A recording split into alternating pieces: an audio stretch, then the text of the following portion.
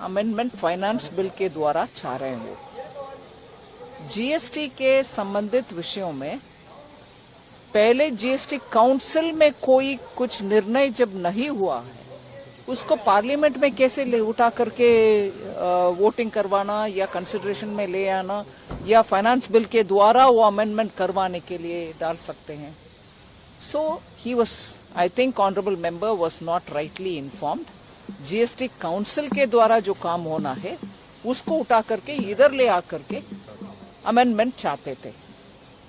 सही स्पीकर साहब ने उसको उठाया नहीं क्योंकि वो जीएसटी का मामला है, काउंसिल में ही पहले होना चाहिए। इसीलिए मैं मानती हूं आज सभी उनका विषय के ऊपर मुख्यतः जीएसटी मेडिकल इंश्योरेंस के ऊपर जो सर्विस टैक्स लगता है उसके ऊपर उनको सही हर एक पहलू के ऊपर जवाब मिलने के बाद उनका कुछ बचाव के लिए रास्ता ढूंढ रहे थे। ये अमेंडमेंट का विषय के ऊपर कैसे मेरा अमेंडमेंट उठाया नहीं है वगैरह चिल्ला करके निकल गए बाहर, वॉकआउट करके चले गए। फाइनेंस बिल का पारित करने में उनका योगदान नहीं रहा।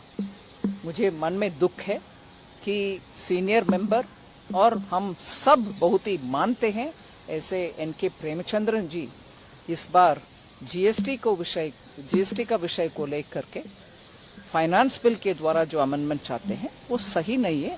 जीएसटी काउंसिल कॉन्स्टिट्यूशनली एक बड़ा सा बॉडी है, उसमें स्टेट वित्त मंत्रीगण भी बैठते हैं। पहले वो अमेंडमेंट सही अमेंडमेंट नहीं है, इधर आने का उनका नहीं है स्थान, वो जीएसटी काउंसिल में होना था।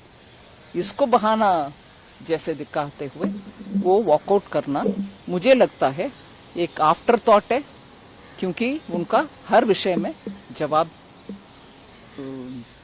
क्या बोलते हैं डंके के चोट पर मिल गए। इंडेक्सेशन बेनिफिट को लेकर भी विपक्ष का कहना था कि इसको पार्शियली रोल बैक किया गया है। मतलब पार्शियली नहीं, जहां प्रॉपर्टी के विषय में इंडेक्सेशन के ऊपर बहुत हमें इनपुट मिला है बजट पेश करने के बाद, उन आवाजों को सुन करके माननीय प्रधानमंत्री जी चाहते थे कि राहत मिडिल क्लास को मिलना चाहिए।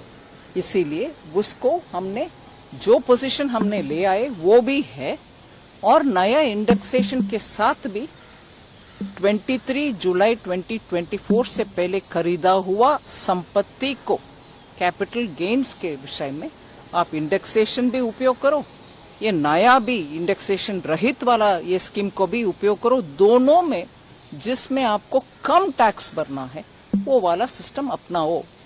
ऐसे हम ऑप्शन दे रहे हैं मिडिल क्लास के लिए, ये भी है वो भी है। अब दोनों से कम रेट जिसमें है वो यू चूज दैट। ये ऑप्शन आम जनता के लिए माननीय प्रधानमंत्री जी ने एक ऑप्शन के नाते दिए, जिससे दोनों सिस्टम से जिसमें कम है टैक्स वो अपनाओ।